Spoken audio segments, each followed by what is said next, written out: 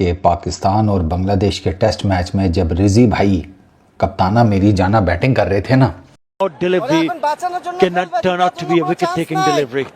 No, it has been a really good. तो लिटन दास पीछे से रिजवान भाई को मतलब इनडायरेक्टली उन्होंने रिजवान भाई वही तो लिटन दास ने कहा है कि जी रिजवान भाई की अपने कंट्री में पहली रेपुटेशन जो है ना उसका रेपुटेशन बन गया, ठीक है ना, यानी कि एनालिसिस का एनालिस बन गया।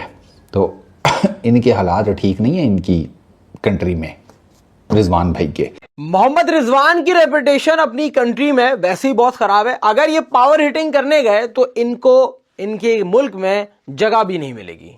ये स्टंप माइक पे लिटन दास के अल्फाज हैं। जब मोहम्मद रिजवान बैटिंग कर रहे थे तो लिटन दास अपने फास्ट बॉलर से कुछ कह रहे थे और इतने में ही ये स्टंप माइक ने रिकॉर्ड कर लिया और बंगला जबान में उन्होंने कहा, और इसके मायने यही हैं कि अगर ये पावर हिटिंग करने गए तो इनकी कंट्री में इनको आने भी नहीं देंगे। तो कहीं शॉट वाट मारते हुए आउट हो गए ना तो ये तो अपनी कंट्री में अपने मुल्क में वापस भी नहीं जा पाएंगे।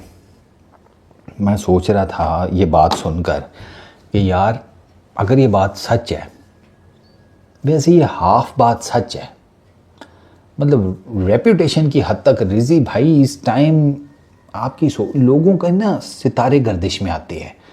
यार रिजी भाई का पूरा सोलर सिस्टम जो है ना वो कलाबाजियाँ मार रहा है और रिजी भाई को खुद समझ नहीं आ रही कि अगली कलाबाजी कहाँ जाकर रुकेगी। आज हमारी टीम भाई बांग्लादेश से मैच भी हारी है और भाई खुद की इंसल्ट भी करवा ली है। भाई बांग्लादेश के लिटन दास ने सही वाले मजे ले लिए मोहम्मद रिजवान के। जब रिजवान बैटिंग करने आया तो भाई विकेट के पीछे लिटन दास कहता है कि भाई मोहम्मद रिजवान से अब पाकिस्तानी लोग नफरत करते हैं। अगर रिजवान शॉट मारते हुए आउट हो गया तो रिजवान को भाई पाकिस्तान में इंटर नहीं होने दिया जाएगा। ऐसे ही रिजवान ने शॉट मारी, वही पुरानी ड्रामेबाजियां, टांग में क्रैम्प पड़ गया। ये क्रैम्प तब क्यों नहीं पड़ते जब आप प्रॉपर छिक्का मारते हो? ये क्रैम्प तब क्यों पड़ते हैं जब ये शॉट लगाते हैं और बैटर को पता होता है कि मैंने गलती कर।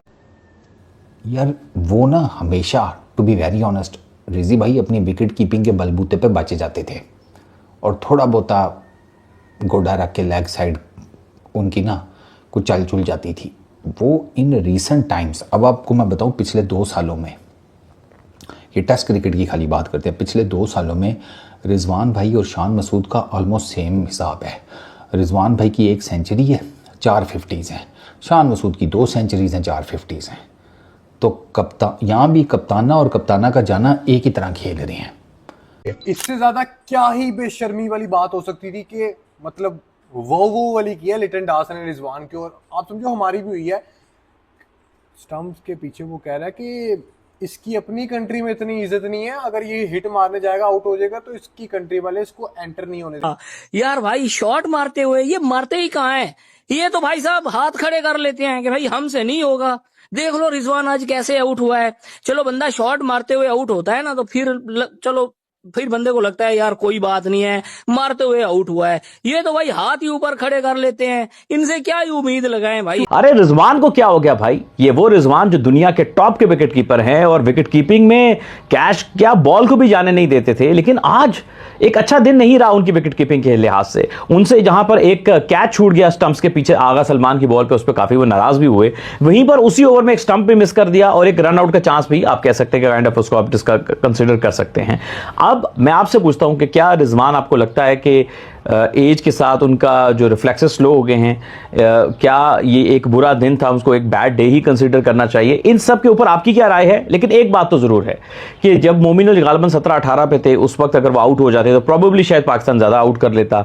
और रिजवान भाई मतलब यार प्रॉपर बैटर है मिडल ऑर्डर का, वो 50 नहीं हो पाती उनसे, 2 साल में सिर्फ 4 50s। और इतनी मैं कहता हूँ कि अगलीस्ट बैटिंग टेक्निक है ना रिजी भाई की, वो थोड़ी बहुत ही फटा विकेटों पे, जैसे पहली इनिंग्स में 50 कर ली, फटा विकेट थी, बच गए, ठीक है, लेकिन 50 करने के बाद भी वो जिस भोंडे तरीके से आउट हुए हैं वो आपके सामने है। मतलब इनका माइंडसेट ही ये 50 है बस, बहुत है, रिजवान पिछले कुछ 1.5 साल से पाकिस्तान के लिए उस हिसाब से परफॉर्म नहीं कर रहे। T20 में हमने देखा है वो कंटिन्यूसली फेल हुए हैं और पाकिस्तान सुपर लीग में इस बार उनकी टीम लास्ट पर थी और रिजवान भी उस हिसाब से परफॉर्म नहीं कर पाए। इसलिए मोहम्मद रिजवान के हवाले से ये स्लेजिंग थी, ये नॉर्मल होता है और हर जगह पे ये स्लेजिंग चलती है। बट अगर आप इन अल्फाजों पर गौर करें तो बहुत ज़्यादा पेचीदा अल्फाज हैं कि आप देखेंगे आपके जो सीनियर प्लेयर्स हैं वो जिस तरीके से बांग्लादेश में एक्सपोज हुए हैं। हालांकि रिजवान ने एक इनिंग में अच्छे रन किए हैं, 60 रन उन्होंने किए, लेकिन वही वाली बात कि जब वो निकल के मारने लगे उन्होंने रैश शॉट खेला और वहीं पे वो विकेट थ्रो कर गए। आज के दिन मोहम्मद रिजवान ने बेहतर परफॉर्म करना था, लेकिन मोहम्मद रिजवान ने जिस तरीके से नाहिद राणा का बॉल लीव किया, यार अगर इनको कोई बताया कि अगर आप बॉल लेफ्ट करते हैं तो आपको एटलीस्ट चौथे डंडे का बॉल होता है जो आप बॉल लेफ्ट करते हैं। आप ये देखेंगे आप तीसरे डंडे का बॉल यानी तीसरे स्टंप का बॉल लेफ्ट कर रहे हैं और वो आपके मिडिल स्टंप को उड़ा रहा है।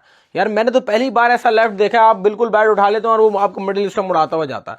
ये इन सब चीजों को देखना पड़ेगा जब वो स्लेज कर रहे हैं। अब आप ये देखें कि आपको बांग्लादेशी टीम स्लेज कर रही है, ये कोई ब्रिस्बेन नहीं है, ये कोई सिडनी का ग्राउंड नहीं है, ये कोई एमसीजी का ग्राउंड नहीं है। आपने जब उनकी फील्ड देखी कि उन्होंने पूरी छतरी बनाई हुई थी, छतरी समझते हैं आप, पहला स्लिप, दूसरा, तीसरा, चौथा, फिर उसके बाद गली लगा दी, फिर उसके बाद उन्होंने स्ली पॉइंट पे फिल्टर लगा दिया, पूरी उन्होंने एक छतरी बना दी। ऐसा लग रहा था कि ऑस्ट्रेलियन टीम बॉल कर रहा है और सामने जो है जिम्बाब्वे खेल रहा है। क्यों? वजह यह कि आप लोग इतने डरे हुए थे। नाहिद राणा पूरी टीम को खा गया। नाहिद राणा जब पाकिस्तान सुपर लीग में बॉल कर रहा था तो मैंने लिटरली अपने बैट्समैन को नाहिद राणा के सामने से भागता हुआ देखा है कि जब नाहिद राणा लेंथ बॉल कर रहे थे, जब वो गुड लेंथ पे बॉल कर रहे थे, वो बॉल पड़ के तेज हो रहा था, वो निप हो रहा था, आपके बैट्समैन से खेला नहीं जा रहा था। लन की है रात है, लन की है रात, मेरे शीनू को मिला लन, मेरे रीजू को मिला लन, और मेरे आगा जी को मिला लन है, लन लन लन लन। इस दफा T20 और वनडे वाला नहीं बल्कि टेस्ट वाला लन पाकिस्तान को बांग्लादेश ने पकड़ के लन प्रोग्राम कर दिया। आज इनका घंटा बजाने लगा हूं इनको, आज मैं अपना लन देने लगा हूं।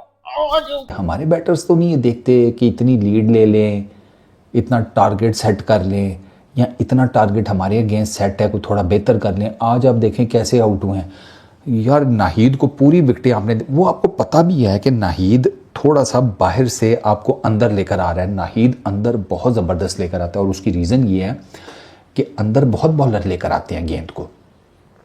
राइट आर्म फास्ट बॉलर की जो नेचुरल मूवमेंट है ना, नेचुरल मतलब मैं एक आम सा क्लब लेवल का बॉलर हूँ ना, फोकड़ बॉलर, राइट आर्म हूँ, मैं जब गेंद फेंकूंगा ना तो नेचुरली मेरे जो नॉर्मली जो राइट हैंडर्स का जो बॉलिंग आर्क बनता है, बॉलिंग एक्शन बनता है ना, उससे इनवर्ड्स मूवमेंट ही जनरेट होती है। वो नेचुरल एंगल है राइट हैंडर्स का, ठीक है।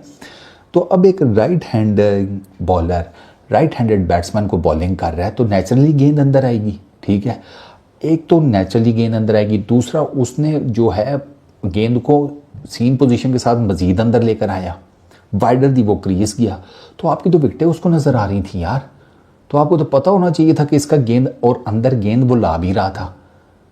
वो पहली दफ़ा तो नहीं लेके आया था, रिजी भाई के लिए वो लेकर आ रहा था पहले भी गेंद, और समहाउ द अदर रिजी भाई ने गेंद छोड़ दी, जबकि आपको पता भी है पढ़कर गेंद आगे पीछे हो रही है।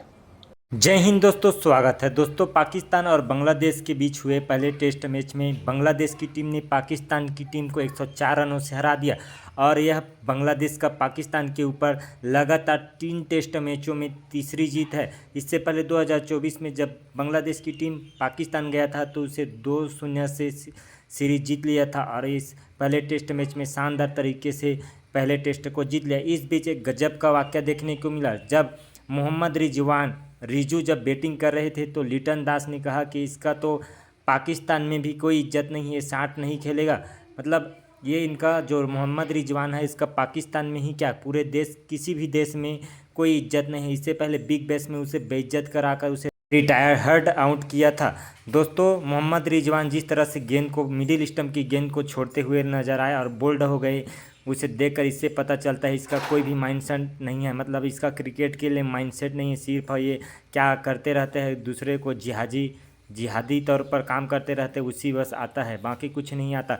बाकी दोस्तों लिटन दास ने सच कहा है कि नहीं कहा है, आप कमेंट में ज़रूर बताइए। वीडियो को लाइक कर दीजिए, चैनल को सब्सक्राइब कर लीजिए। मिलते अगले वीडियो में। जय हिंद, वंदे मातरम।